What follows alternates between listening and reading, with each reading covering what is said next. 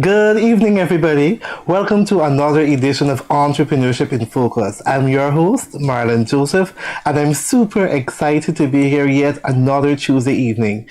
This evening, we've got a really packed program as we've got a special guest joining all the way from Trinidad and Tobago.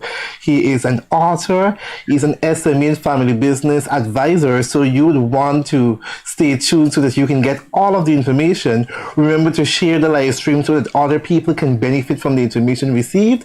Ask questions. The WhatsApp number is on the screen, so feel free to call in to ask questions, to connect with the presenter, and we all can grow together. As you know what they say, iron sharpens iron, and together we win. So I'm most excited to have our guest joining. But before we go into our program, I must also remind you about the Together We Win Business Network SME Investment Conference. And we're going to turn our attention to the screen because we've got one of our speakers who've got an interesting message for you. So let us turn our attention to the screen.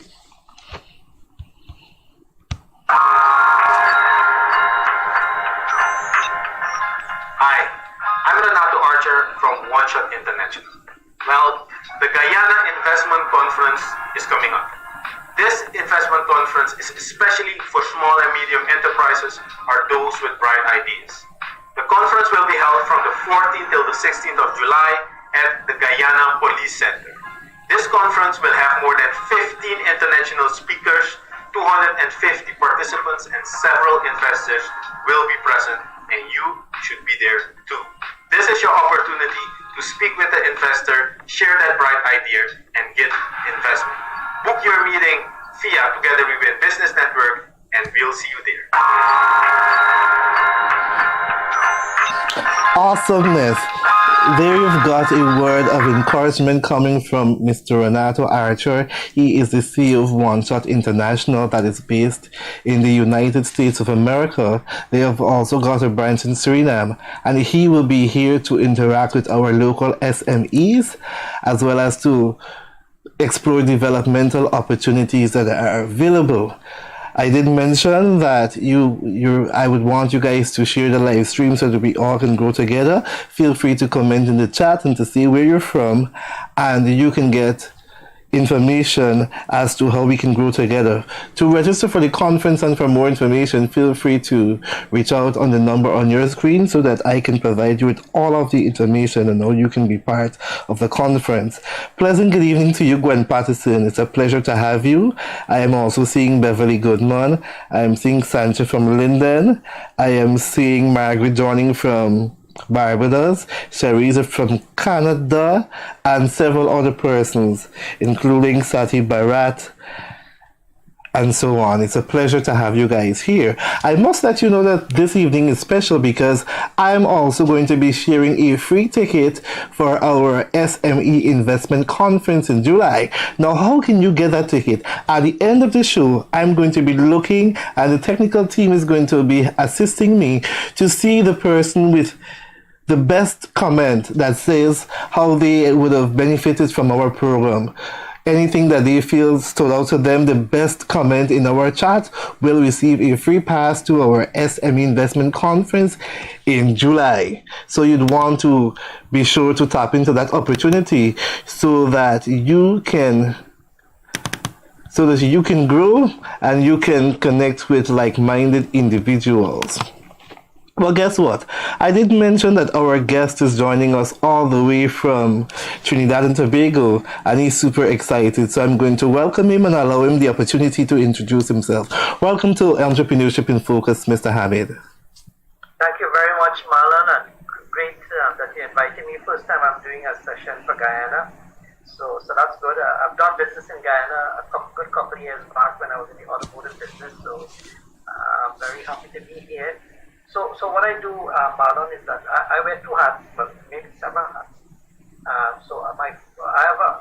work as a lecturer in a community college, and I teach entrepreneurship and family business. And that sounds like two odd fields, but actually they're related because most businesses are family businesses, and family businesses that are very successful tend to be entrepreneurial, right? Mm-hmm. So I remember a long time back, I used to deal with, there was a company, I don't think it exists right now, like Sylvie's Variety Store. Then you had Paul Mufflers. I don't know if they still exist in the automotive area. So that's what I do partly. I also work as a SME and family business advisor. So I will provide support for entrepreneurs to help them grow, just like what you do in this program. Provide tips for them to grow.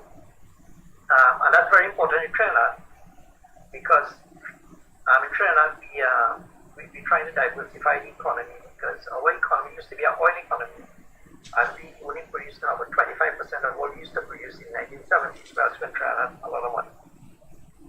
Right, excuse me. And now we produce gas, but can't find any more gas. So we're trying to diversify the economy, and the area they're focusing on is SMEs because SMEs account for 90%, over 90% of all business in Trinidad. I don't know the same thing in Guyana. So I do that. I also am a newspaper columnist. Interesting. I've been writing for over a decade now, and I write now for the Business Guardian, which is the #1 business newspaper in Trinidad. Every 2 weeks I have a column called Entrepreneurship, right? As I made up word, it means about entrepreneurship and family business. I also recently am an author. It took me a while, but I finally put it together. So I have a book called Build Your Legacy Business, and the subtitle is Solopreneur to Family Business Hero. And I sent you a copy, Marlon, so you should get that tomorrow, right? So you could offer your comments and all that. So that's basically what I do. And in my spare time, you gotta have a well-rounded life. Yes, indeed. I'm a backyard gardener, and I was told that most people in Guyana have a backyard garden. Please, if you have a garden, do not abandon your garden. Right? I know Guyana is big into agriculture and all that. And I was telling Marlon that one of the 2 macro trees that I have is a tree called Boxton Spice. And the guy, I waited for that for a year, and he gave me it. He says that's one of the best mangoes in Guyana. Boxton. I think Boxton is a place in Guyana, right? A nice place. Awesome, sauce. Love it. So what really motivated you to work in the field of entrepreneurship? Right. So what happened is that when I reflect on why I started, I come from a family of business people, right? I wouldn't really call them entrepreneurs, and maybe down the road we'll tell you different between an entrepreneur and a business person. So my father had his own business, my uncle. And remember when we started off, when we were driving and when we are at the dinner table, we would talk about business. And he kind of indoctrinated me, planted the seeds of entrepreneurship, early in my head. So my brother and I got that free education, right? And when I went away to study, and I came back, I studied marketing, and I started in the corporate world, but after a while I got a little tired, right? Because I had ideas and it was taking long to implement and all that. And so I decided after a number of years, and one company I was doing very well, and they cut the staff, and they cut me out, even though I was doing very well. That's when I was selling for the past to Guyana, right? And Suriname, and Curacao, and Aruba. And I said, I'm tired of this thing because even when you're performing, they still could let you go, right? Because they're restructuring. Some guy on top is going to say, we don't need him in Trinidad. Even though I was selling $1 million US a year in a little office, right? And it makes no sense to send me home, but they just want to say they sent a couple of people home and, share like that. So after that, I realized I liked, in this field called entrepreneurship, but that was about 18 years ago. And the field of entrepreneurship education had just really started, right, outside of Trinidad. And I was not aware of it. So I said, maybe I can help students, maybe I can help, people start businesses and sort of things. So 18 years ago, I started with the University of West Indies, UWI, a course called How to Start a Business. And it went well, first time I had a course like this. But unfortunately, they didn't, even though we had 16 people and it was looking promising, they never continued it. But I tried again, and then a community college in Trinidad called Costa, they started a degree, and I was very lucky, called Management and Entrepreneurship degree, a bachelor's. And they had entrepreneurship in it and family business, and that was groundbreaking, right? That was at the cutting edge of entrepreneurship education. So I decided I like that, so I started to do that. And my job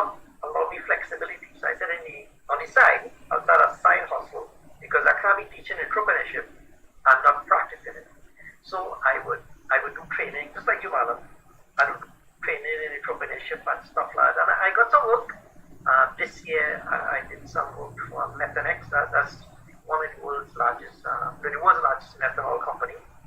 And later on, Guyana will become a petrochemical producer, because I think you have plenty gas now, right? And you got to find some use for that gas. So that's how I got started.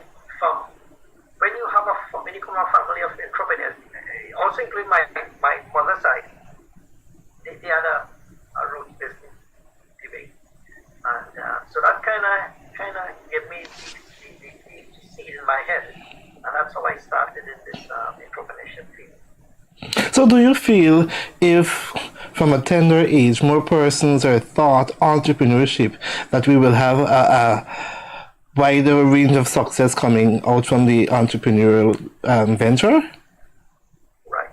But there's something that keeps us back in the Caribbean, not just Trinidad, is that if your parents are not business people, this is a research done in the United States and stuff, not in the Caribbean, because I think it's available.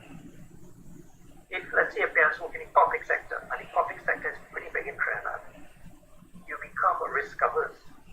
And if you study for a degree, like my father, he said, do start a business, go and work, put on a nice tie, and you will look nice, and you look for money, have a pension, and everything was okay. And so the people who come from the background where their parents weren't entrepreneurs, or they work in the public sector, they may not become entrepreneurs. In fact, in Trinidad, I don't know about Guyana, in Trinidad, because of the oil and the gas, we have become risk averse, because the government has this opportunity and that opportunity. So we have become dependent on the government over the years. Now, I don't know what's going on in Guyana, but I know you have much more oil than we have. And if the freeness starts to increase, people will be afraid to take risks. And when the time comes, and will come, people will now only be looking for a job, and they may not be jobs, right? In fact, our economy cannot create enough jobs for people, so people have to create their own jobs. In Ghana, if I had to guess, maybe you might be in that position sometime, if not now. Awesome. And you've got a book, Build Your Legacy. Can you tell us a bit about that? Right. So Build Your Legacy business. So I thought about it, right? I mean, I published over close to 300 articles. So I said, I want to write a book, because I want to have my legacy too, which could be a book, or it could be other things. It could be a movie, but I'm not the actor, right? It could be property, but after a while, property is destroyed. So I thought about it. I said, let me figure out what to write on in entrepreneurship. And then I thought about it. I teach entrepreneurship, and I also teach founders. How can I put them together?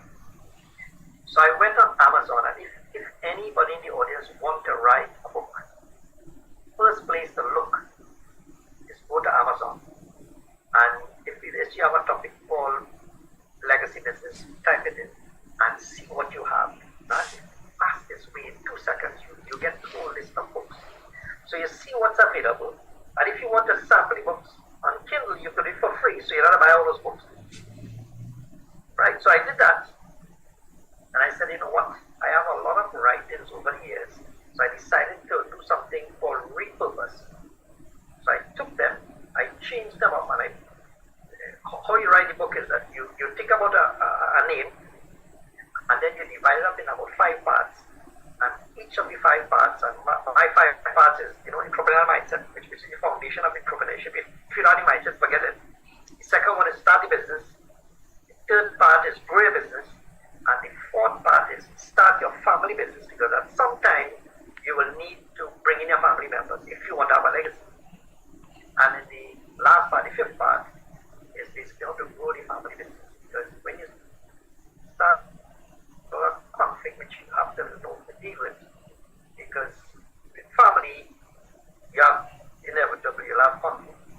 So that is how I put together the book. And I believe it's a good resource for anybody who wants to start a business, or grow their business, or even start a family business. And I think it's unique in that sense, based on my research on Amazon, which has, I was told 80% of the book market in the United States. And if you want to export, no, how nice way to export this is that if any book I sell on Amazon, I get US dollars. I know US dollars is important in Ghana, it's like Rand. And they could send straight to your account, or one check, it goes straight to your account. And it's a nice way for somebody in a 10 by 10 room, don't get fooled by the virtual background here. That's just a virtual background. I could be here and books are selling, and I'm making money, and then people outside of Trinidad will now know of me, because when they see you have a book, like I have a conference to do, a seminar to do for the Trinidad and Tobago Chamber, which is the biggest one, end of June. They want the man who writes the book, right? So to your audience, maybe you can think about a book, right? And when you write a book, people tend to look at it differently. Yesterday I was at the chamber, our chamber, Sugarman's chamber, which is central, and I gave out a few free copies, just like you giving out conference tickets, right? So to create excitement, because not everybody's going to get a conference ticket, and then they will start to call them, we want one, right? So I gave out a few, and I met people there, and they want one, so I had a few extra copies of course.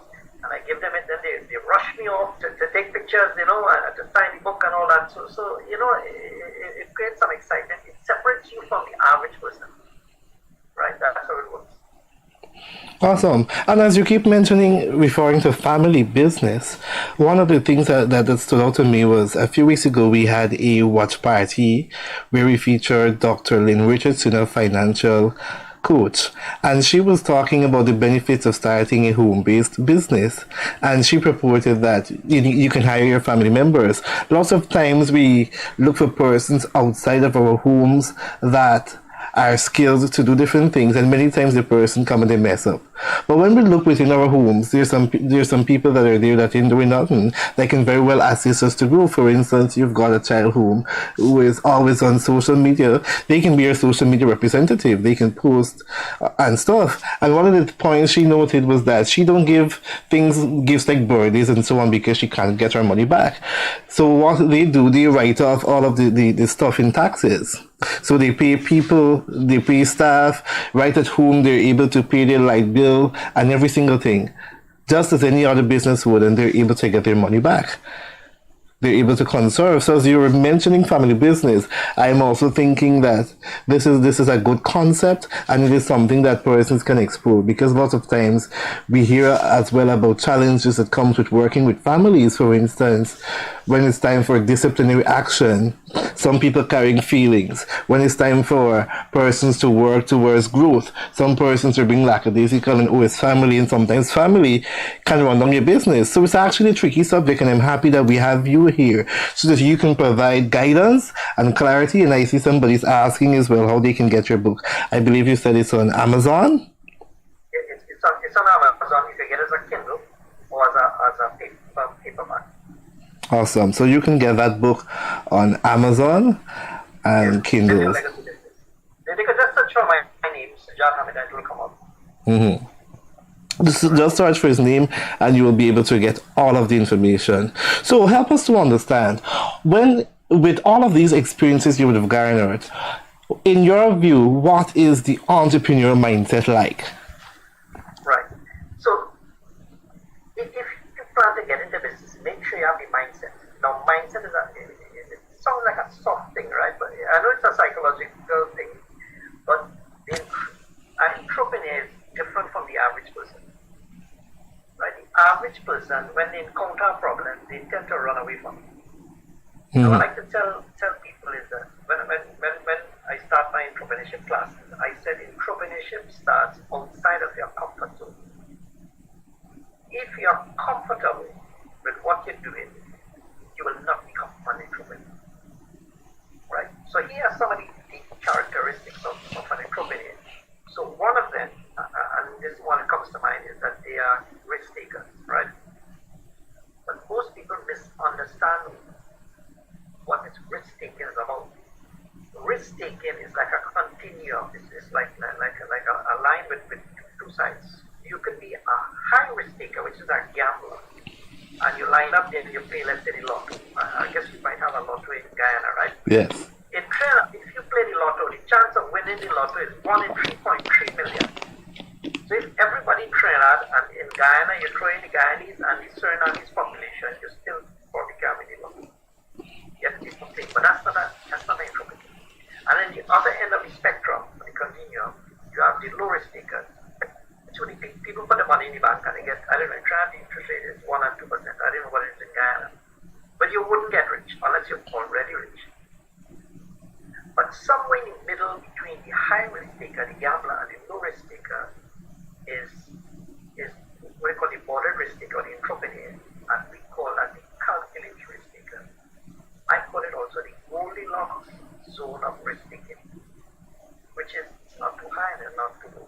So entrepreneurs wouldn't bet their whole house on an unproven idea. So let's say I hit on an idea. I want to make healthy doubles. Doubles is a big thing in Trinidad, right? And if I did that on an unproven idea, I'm not an entrepreneur, I'm a gambler. All right? So one is that you must be a calculated risk taker, the entrepreneur mindset. Two is that you must be an innovator, you can be a true entrepreneur. Now, there are business people and there are entrepreneurs, right?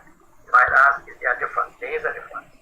Most business people in Trinidad I'm talking about. So I want to get the context right because I don't know exactly what's going on in Guyana. So if for your audience, I may use it in Trinidad and it may sound off, but that is Trinidad, right? So in Trinidad, somebody who sells doubles. By the way, Marlon, would your audience know what doubles is? Yes. Is that not, Yes, we know doubles. Right, so you know doubles, right? So doubles is very popular in one street food in Trinidad. I think I've seen somewhere that some Guyanese people are selling doubles now. So I said, wow, you know. So somebody who sells doubles is a business person. And I get myself in trouble in Trinidad with this, but in Guyana, nobody would worry about too much about this. But if you sell doubles, you're not an entrepreneur. So people said, why? I said, because doubles is a big problem with doubles. Is that the biggest problem that keeps it back from becoming a big food? Because I like doubles, but I don't eat it once a week because I became problems, right? Issues with it. But an entrepreneur will look at doubles and say, hey, how could I innovate and make it healthy? So more people can eat and I can expand the market. So an entrepreneur is more into innovation. So somebody who's buying and selling is a business person. Nothing is wrong with that. But like Bill Gates, he made computers accessible to everyone. Jeff Bezos, he basically came up with a better way to shop. You could buy a Kindle now. You don't have to wait. Your audience could go up and buy my Kindle book right now. I can't remember which price. I think it's $4.99 or something US. Or even sample it. So in the United States, you may not find bookstores anymore because you just destroyed all the bookstores, right? So the third one I think is that entrepreneurs are also very resourceful. Now, most people don't know this. They think entrepreneurs stand up very well. True, there are two types of entrepreneurs. Necessity entrepreneurs who basically couldn't get a job or were discriminated against and they are forced to start a business with the resources that they have. I'm talking about those. There are opportunity entrepreneurs who already have money, like let's say the guy, gosh, I can't remember his name. He has a bookstore in Guyana. Can't remember, he's a Trinidadian guy. If he starts another business, he would be considered an opportunity entrepreneur, right? Because you're looking for more opportunity. But a necessity entrepreneur would use the resources that they have. And most people think, well, I need $1 million or I need $100,000 to start a business. But they start their business, like Michael Dell Computers. He started, like most entrepreneurs, in his home, his dorm. Henry Ford started his garage. We know these stories. They start with the resources that they have. And today, you can start, I know you mentioned starting a business at home. Your home is a resource. If you're paying a mortgage or if you're renting, you can use that to start a business. In the 1990s, I moved out of my home and I was kind of ashamed to move out of my home. But my boss told me that nobody comes comes to visit you, you are going to visit other people. But today, because of the technology that we have, especially our services, you could start a business out there, conduct a Zoom, collect the money, PayPal, and have it in your account. Right? I mean, like those YouTube people. So those are 3 or 4 very important characteristics that is in the mindset, right? That separates an entrepreneur from the average person. And then in Guyana, you can see them all the time, is that they would start, if you go in your community audience here, you would see that there are some people 40 years ago at the same level everybody is, and after 40 years, they just suddenly become successful, and it's because their mindset is different. So if you want to get wealthy, if you're poor, that's okay. I hate to put it that way. But if you have the right mindset, a risk taker, you're an innovator, you're using the resources that you have, you will build a successful business. So help us understand, I saw you use the word intrapreneur as well as entrepreneur. So help us to understand the difference. Right. So in entrepreneur, maybe I mistake. I didn't actually use the word, but maybe in my pronunciation. No. I got that from your website. Oh, you got that from the website? Yes, Okay. because we're going to go to your website shortly for us to discuss. I will do my research. My website. So, an entrepreneur is somebody who owns and runs a business, right? Innovative business. Right? You could work inside an organization as an entrepreneur. Is called an entrepreneur, I-N instead of E-N. So I give an example of what it means. So I used to work for a long time ago, the largest supermarket chain in Trinidad. They're called Hilo. At the time, now they're called Massey stores. I don't know if there are branches in Guyana. Massey, yes. They're Massey stores, right? So here the thing about it. They put me to work in a store that was not doing very well. It was losing a lot of money. So I was afraid, because if they had to close down a store, this was way back, 1990s. I know if they close the store, the workers will pay me. They'll say, well, you're the manager of the store, and they close the store. But they told me that the store can't make any money. So I came up with some, I heard somebody talked about seasoned meats. I said, wow, seasoned meats. You used to sell fresh meats. You buy chicken and take it over here. But when I heard that, I said, that's a wonderful idea. And I tried seasoned meats, but I had to hide it because my boss came around and said, I'm seasoned meats. So he get upset. In fact, he did see it, and he said, what's this? You're seasoned meats. Next thing you're going to be frying chicken and delivering it. He was very sarcastic. And seasoned meat took off. And that's an example of innovation. We had a baker. He had him baking bread. And this guy, we didn't know this. The company did not know this. And large companies do not know how to utilize, how to monetize the talent of the employees. And this baker, they had him baking bread in another branch, another store in Forest Green area. And he came to my son and asked him, his name was Firaz. He said, Firaz, what you could do? And he told him all the different donuts and all kinds of things. He could make bread and cakes on. I said, let's try some of it. And we did try it. And my bakery became so successful, it became the #1 bakery in the chain. Our store was one of the smallest stores. So summarize is that an entrepreneur, that they are entrepreneur inside an organization, as long as the bureaucracy allows them to try new things, experiment and fail, and they should not penalize it. I like that aspect where they're able to try, and even so, sometimes failure is an opportunity for persons to learn and grow. And many times when people fail, they're dealt with in the harsh manner. So you don't promote persons to be innovative and to take risk and to go beyond boundaries. Right. Yes, so that's true. So help us to understand now the solopreneur hierarchy. I saw it from your website, and it's an interesting concept. Right. Oh, you have to watch out, Marlon. You check my website. Okay. So I was thinking about my life, and when you venture into entrepreneurship, a lot of people out there face a lot of struggle. And if you want to be a professional, if you're into professional services. So I thought about my life, and I'm not going to be ashamed of it. But at the bottom, when I started 14 years ago, I was a hustler. Now you might say, what? I don't know if that term is familiar in Guyana. Yes. Hustler. You're familiar, right? So we have hustlers that like I don't want to be derogatory, but I was this too, so I'm not being derogatory. Like say a taxi driver, they're hustling to fill their cars.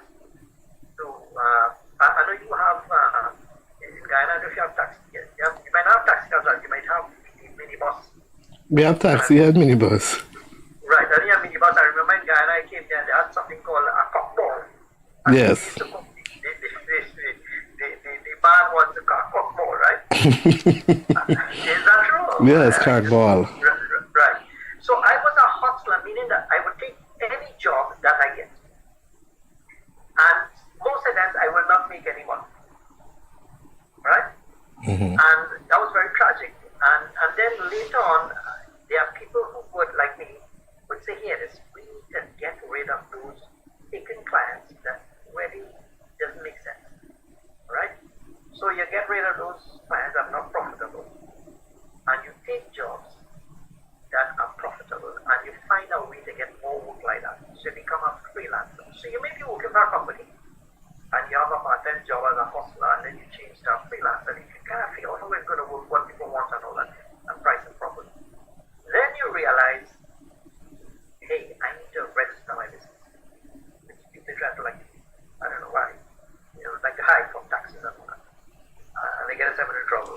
So you become an accidental business person, right? You start to make money, you have to file for your taxes, you have national insurance and all that. And then you realize you need to step up even more. You need to become an entrepreneur, but part-time because you probably have your full-time job. And you may have developed something unique that nobody has because you're innovative. Remember the difference between an entrepreneur and a business person? One of the main reasons is that you're innovative. You're like a guy in Facebook and Amazon and Google and all that. So you come up with something unique, right? So you become an entrepreneur part-time. And then you might say, here, I need to leave my job.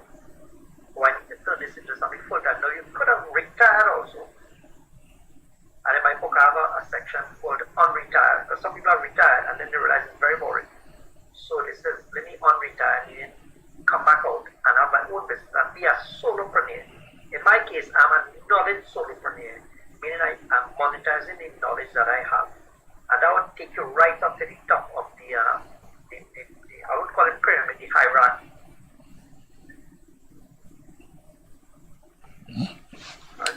Interesting. I'm happy that you share, and these are very simplified so that we can understand. And I'm sure you would have delved deeper into this in your book, so we can definitely look out for that. And what really motivated Entrepreneurship? Because that is also a term I've never heard before. Right. Well, what I do is that sometimes, one of the things about the human mind, right, and I have a psychology background, is that I figure out a name, right? That will capture a brand name, because I need a brand, right? And my name is not, I don't like my name Sajjad Hamid. I wish it was Giovanni Wong or something like that. Because if you check my name in Google, you'll tell other terrorists have my name, right?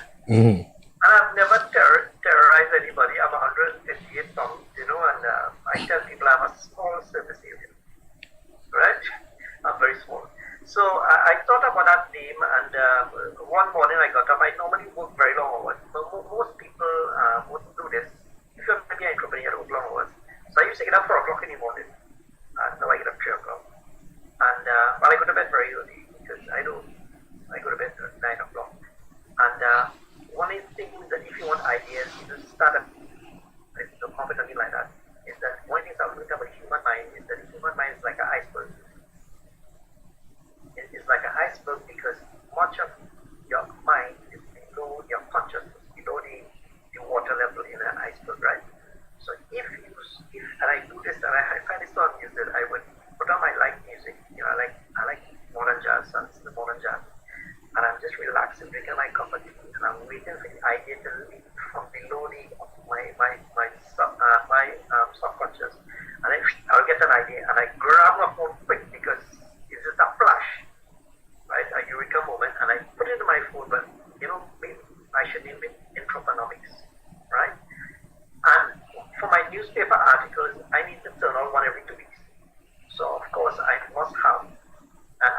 So sometimes I have so many ideas. Just put it in my phone very quickly, right? So this week's article in the Guardian is about something different. It's about selling to family businesses, which most companies don't have a selling strategy for family business. So I do a session for the insurance people in Trinidad, telling that family businesses are some of the wealthiest people in our country, and most people don't know that. So in the United States, it would be like the Ford Motor Company, that family, Wrigley's.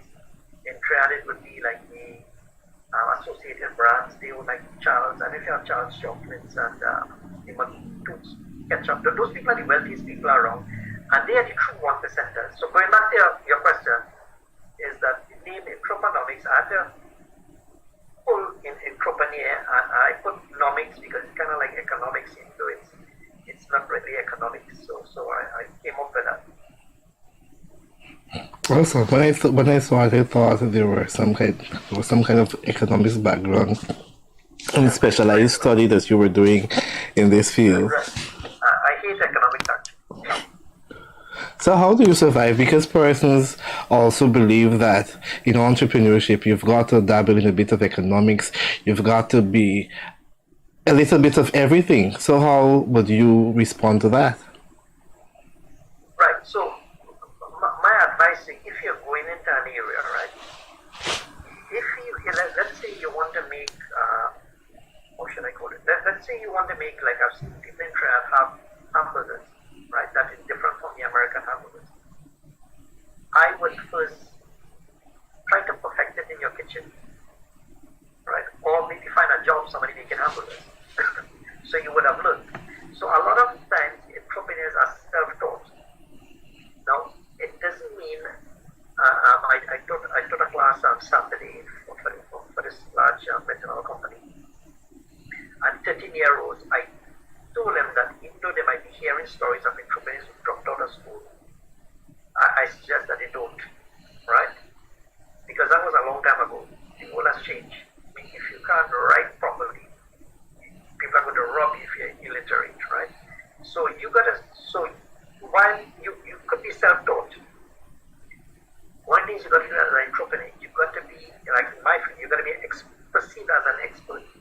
Marlon will not have called me if he didn't perceive me to be an expert. It doesn't mean I'm an expert. And for audiences listening, is that Marlon didn't know about me, and when I approached him, he still was not impressed. And then he called, and this is why the network is important. He called somebody I knew, right? And then the person probably told him, I spoke to him last day. He says, yes, he's a good guy, he's approximately good and all that, right? Right? And so the network is very important. Actually, a network is your net worth. Because if your network is not good, because Marlon doesn't know me, but he knows somebody who knows me, which is the second level of my network, right? And that helps. So you got to do, what you got to do as an entrepreneur, that you got to keep on doing experimenting. Now, this is another quality I forgot to mention in mindset. Entrepreneurs do a lot of experimentation, because if you're dealing with something new, you've got to put it out there and see how the world reacts to it. And from that, you learn. So let's say you come up with a new way. What is it, Guyana? What is a popular food that you have in Guyana that I could, I know you have pepper pot and all those things, right? Fried rice, cook up. You have something made from Katari or something? Katahar? No, you have something made from cassava. I think it's a sauce or something. Is Kasari? It's called? Kazrip. Kazrip. I think that's something you put in for stews and stuff, right? Yes. So maybe you want to make it into something different. So you can't, let's say you want to add jira jerk to it. To make it true Caribbean, what do you use it for? That's for cooking. They add it to the pot or something, right? Mm-hmm. Right. So maybe you want to, that's an idea, but you're not sure it's going to work. So your job as an entrepreneur, because you're breaking new ground and you're going outside of people's comfort zone, you have to test it out. And maybe you find out that the people in Guyana don't like it at all. But maybe test it out somewhere. You go to Trinidad, you go to Suriname, you go to that. People like it. And then you said, we have a product here, you're not selling Guyana.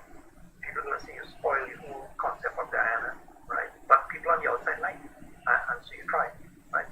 So I'm saying that in terms of the education that you get, a lot of times entrepreneurs have to experiment, and the world is like their laboratory. They're trying new things and they're trying to get feedback. Now, actually, what entrepreneurs do is that when they proceed into uncertainty because it's something new they're trying, the normal rules don't work. So no, you don't have a toolkit like an established company that you could do a marketing plan because you don't know where it's going to go, right? And it's like you're entering a new universe and you're trying things out, getting feedback from the customer with a prototype. Of course, you're not going to do anything, borrow $1 million or something and do it, right? So that's how it's done. I like it, and one of the things I like about entrepreneurship that you're able to step out and be innovative. And a few weeks ago, we also had Guyanese critic, and he was talking and he was sharing, for instance, the person who built the first skyscraper. Where did that idea come from? Where did that person see a skyscraper before to be able to come up with something? You've got to be innovative. You've got to be willing to step out of your comfort zone and try different things. And there is no roadmap or no manual that says this is the steps you follow because you're stepping into the unknown. So you learn as you go by and you're able to learn in the process. And at the end of the day, if you put your mind to anything you want, you can achieve it. You can be successful. And I like to use the opportunity with the inventor who invented the light bulb. When he did that, he failed several times. And I guess one day he got it to work, and then he went to his friends and he said, hey, look, this thing working. And just as he was about to do it, it didn't work. And all of those disappointments and so on, I can imagine. But if he had decided that he's going to throw in the towel, that he's going to give up, how would we have benefited? So a lot of times too, when we're thinking about entrepreneurship, I try to encourage people to think about how this will impact people, how it will impact the world, how will you be remembered?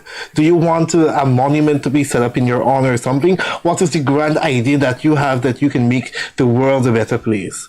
What is your contribution? Because, believe it or not, several people came to this earth and they would have did their part so that we all can benefit. But sadly, many of us are just going through the motion. We're just doing the bare minimum, benefiting from what everybody else would have done. And at the end of the day, they just die. Rob the world of that greatness, and everybody has greatness within them. Everybody. I wanted to add, Marlon, you mentioned the inventor of light bulb, which is Thomas Edison, right? Mm-hmm.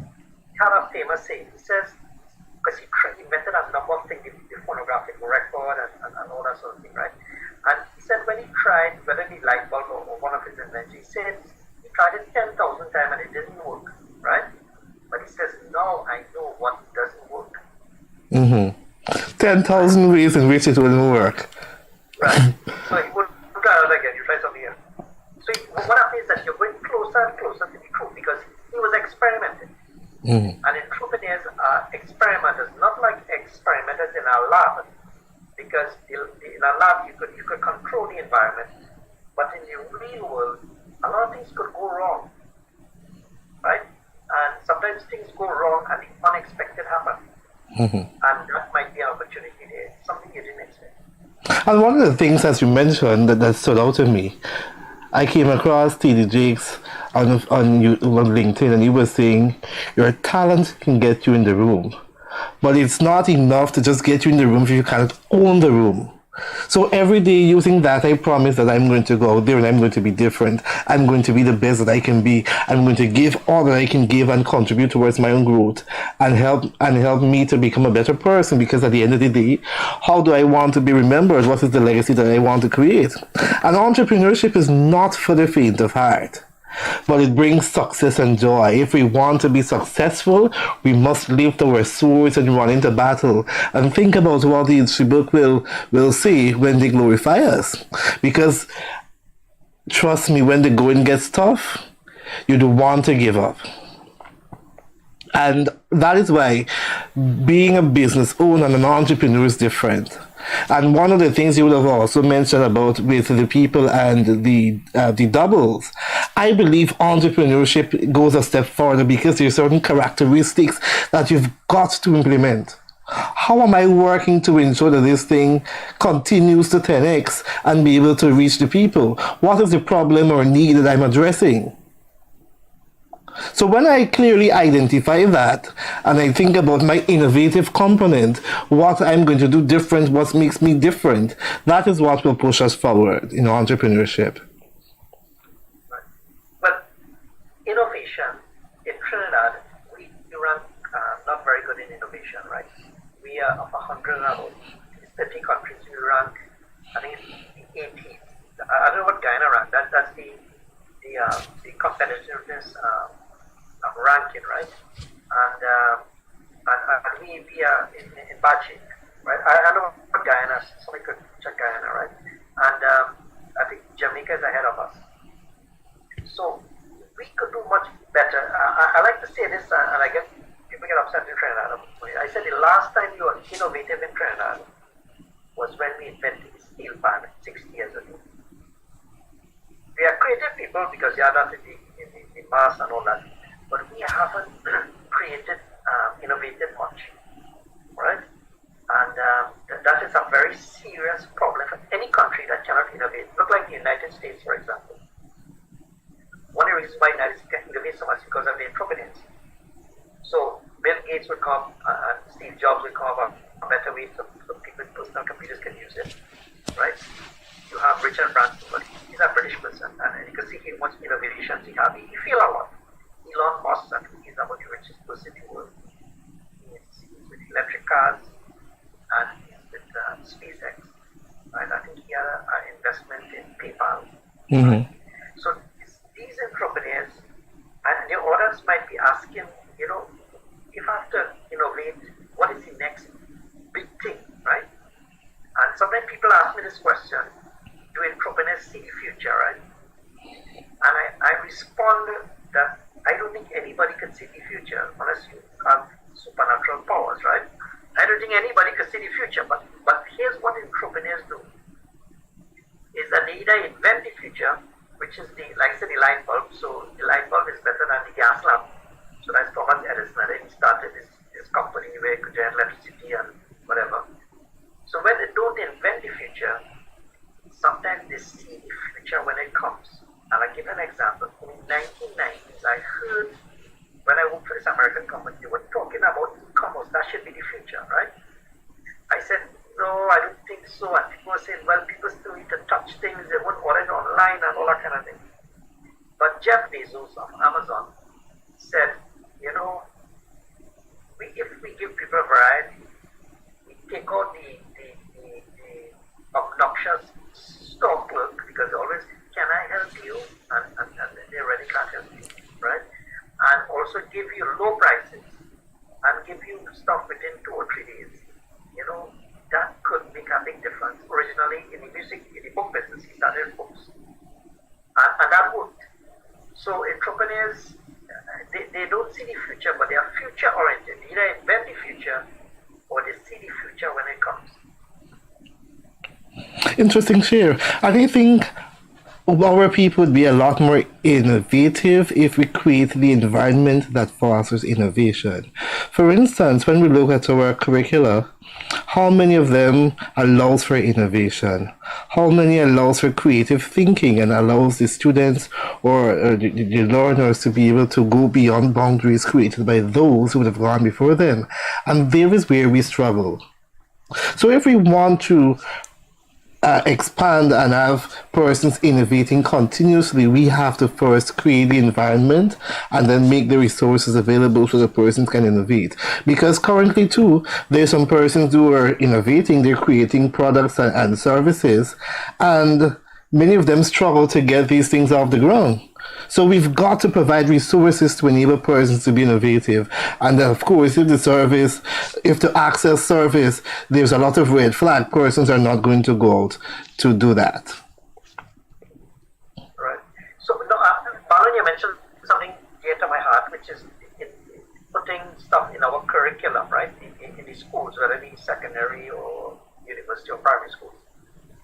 And the topic something that I did for 15-year-olds, 15 and 14-year-olds in secondary school. The topic was creative problem solving, right? Oh my. And yeah, so you're talking about a very interesting thing. Creative problem solving. Creativity actually is the front end of innovation. To become innovative, you must be creative, right? So creativity is in your head, and innovation is actually when you do it, right? So I put this case to them, and I read this one some time back, is that I asked them to solve this problem with the Titanic. When the Titanic sunk, most people died in the water because it was too cold, right? But 50 years before that, a similar type ship, which was smaller, hit the iceberg, and most people survived, right? And the reason why they survived is that they looked at the iceberg differently 50 years ago from the Titanic. Because 50 years ago, because people died because of the cold water. 50 years ago, before the Titanic, the people survived because they climbed up on top of the iceberg. Right? And it shows that sometimes the opportunity could be in the problem itself, right? Mm-hmm. And you have to unlock it. So we talked about that, and we talked about how sometimes problems could be solved when you mix things from different parts and put it together, right? Like for example, the doubles, just going back to doubles, is that the doubles came from India, right? And it only had one bara and chana. So they assembled it differently and they just put the next bara on top of it and they made the doubles, right? So that was a bit of an innovation. The steel pan, which was invented in Trinidad, they toss all these drums all around, and then somebody picked up one, and they experimented and it did, and then they realized, maybe I could, if I beat it, design it properly, it will come into an instrument. And I think the steel pan is the only acoustic musical instrument of the 20th century, maybe the 20th century, right? So creative problem solving, it started sort of by accident. Like cornflakes was invented by two guys who were reaping the fields, right, the Kellogg brothers, and they left the corn on the pot and it burnt. And when they finished harvest, they had to dig it out of the pan, right? It was burnt and it came out flaky. And that's how cornflakes was born. Now, cornflakes, I told my students yesterday, is that it solved a big problem because breakfast 100 years ago was very, very difficult to make. It will take a long time for women to make it, and that's cooking. So now you get breakfast in a box. And that was a major innovation because it freed women up to now go into the workplace. Simple thing like that, cornflakes. I like it. And many times when I'm interacting with people, I would take them through a program called Spark, which was also followed by Tony Robbins' DISC assessment, his personality assessment, which enables us to understand the participant. And I would ask them questions like, who am I? Where am I? And what is my purpose here? And we would go a step further. What special skills do I have that I can use to transform into a business? Or what special skills or talents do I have that I can use to influence Guyana or by greater extent the world? What is my unique selling proposition? What makes me different? Why should persons support this idea that I have? What is the pull factor? And the question I'm going to pose to you is our main question of the evening as we prepare to wrap up. Why should persons come to Sajjad Hamid to access services? Right, that's a good question. That's a very deep question, right? So I would say that I am in Trinidad, it's someone answered. I don't know how to answer it in Guyana, maybe it might be the same answer. I would say that if you come to me, let's say you want to, like I train in financial services agents, right, in sales. So I would tell them, if you come to me, I have some unique products where I use entrepreneurship in all that I do, whether it be in sales or whether it is. So first I would start with the entrepreneurial mindset, and I want to get you, if you still think the conventional way, I will show you how to use things like the creative problem solving and how you can release that potential you have and develop the entrepreneurial mindset. Also, I have a psychology background. There's a new emerging science called neuroscience, diffusion psychology, There's also behavioral economics, which is different from traditional economics. And all those things I could use to develop tools that could show you how to release your full potential. I also developed a model called the Knowledge Superpreneur Work Model, which would show you how, first, using the entrepreneur mindset, how to create content. If you're a professional service entrepreneur, and create content, so it's called content development. And then you have the business development, how to go out or then test that and look for customers, and then delivery development, right, where you actually deliver to people. And that is a unique model I have it, so I think it's on my website. And so I don't think anybody has that, right? So that's why they should come to me. And of course, I'm the man who wrote the book. Awesome sauce. And if I'm to steal one more minute, for persons who wants to go into entrepreneurship, but they're scared, they're afraid to take that bold jump, what advice would you give to them? Right. So it's naturally to be afraid because you're going outside of your comfort zone, right? And when you go outside your comfort zone, you're entering into uncertainty, right? So when you enter into uncertainty, the human mind, over the years, the hundreds of thousands of evolution, is that we know that if we venture into some place and then you hear the bushes, rustling the wind, you don't know if there's a tiger in there. So you must be concerned about uncertainty because it represents a threat. But when you venture, make sure you do a couple of things, is that you go step by step, experiment. Don't commit too many resources because you're not too sure. Also seek, have a mentor. And the reason why you need a mentor is that humans always have a blind spot. When I say a blind spot, a cognitive blind spot, your mind sometimes don't see certain things. So somebody outside of you, so I say, come to Marlon, I say, Marlon, I have this idea, and don't be afraid to share it. I have this idea, tell me what you think. And Marlon might say, hear this, you're missing this, you're not seeing this. And I would say, yes. So please, when you venture out, you'll be out scared, that's normal.